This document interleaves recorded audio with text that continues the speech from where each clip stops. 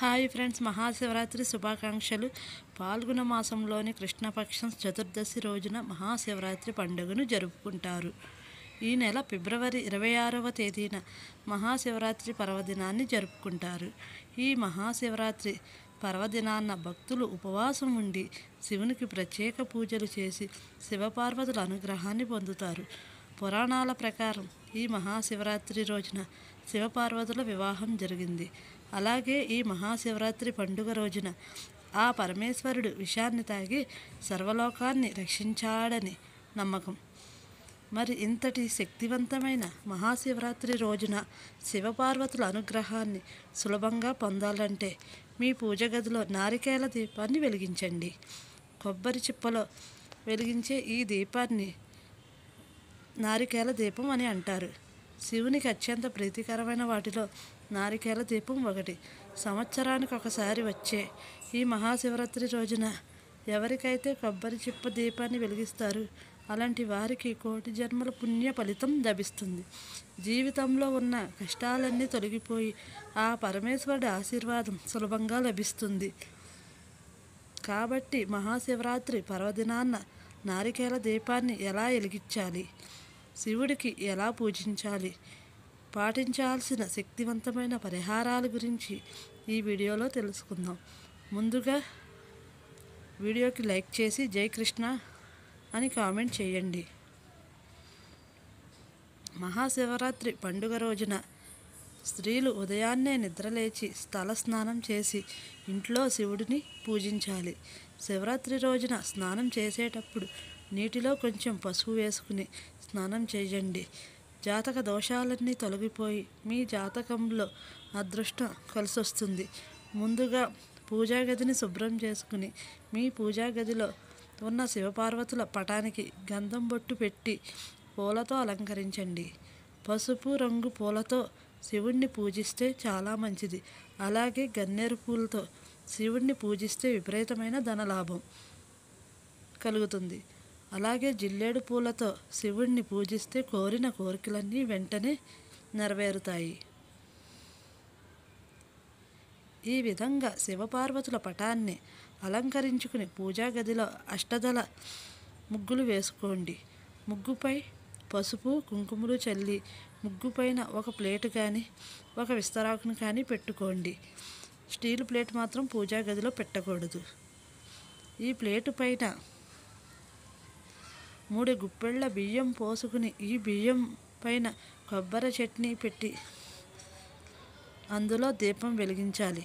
కాబట్టి నారికేల దీపాన్ని వెలిగించాలంటే ముందుగా ఒక కొబ్బరికాయని తీసుకుని కొబ్బరికాయకున్న పీచు మొత్తం తీసేసి శివునికి నమస్కారం చేసుకుని ఆ కొబ్బరికాయను పగలగొట్టండి. కొబ్బరికాయలో ఉన్న నీటిని తీసి ఒక గ్లాసులో పోసుకుని పక్కన పెట్టుకోండి. ఇలా కొబ్బరికాయని పగలగొట్టేటప్పుడు 2 కొబ్బరి చిప్పలు వస్తాయి కదా, అందులో ఒక చెప్పను నైవేద్యంగా సమర్పించి 2వ చిప్పలో దీపాన్ని వెలిగించాలి. 3 కళ్ళు ఉన్న కొబ్బరి చిప్పను తీసుకుని దానికి ఉన్న పీచు మొత్తం తీసివేసి ప్లేట్లో ఉన్న బియ్యం మీద పెట్టుకోవాలి.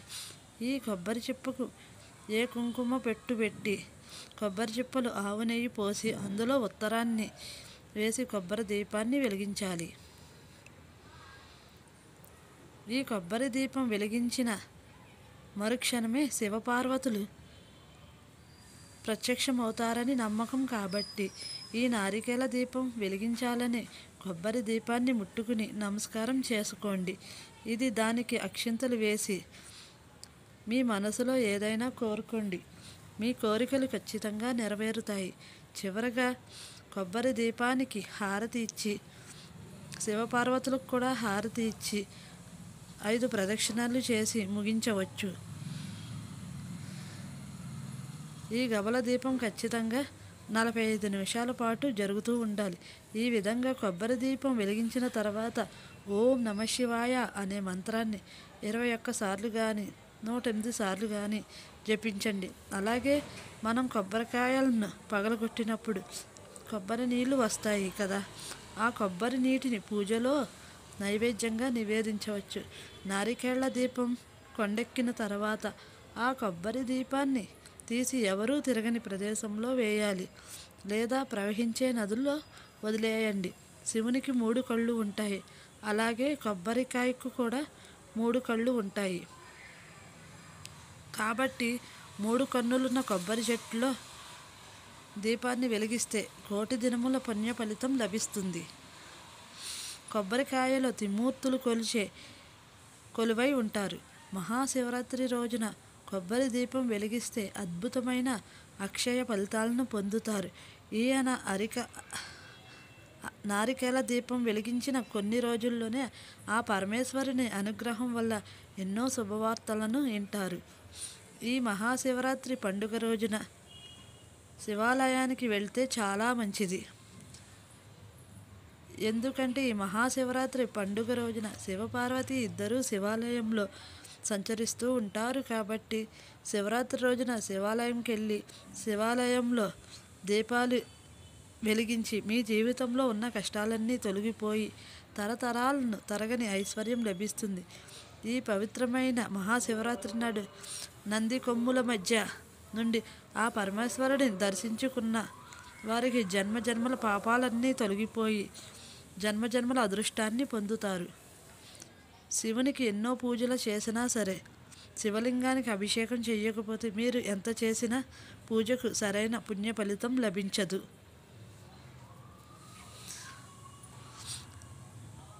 కాబట్టి శివరాత్రి రోజున తప్పకుండా ప్రతి ఒక్కరూ శివలింగానికి అభిషేకం చేయండి.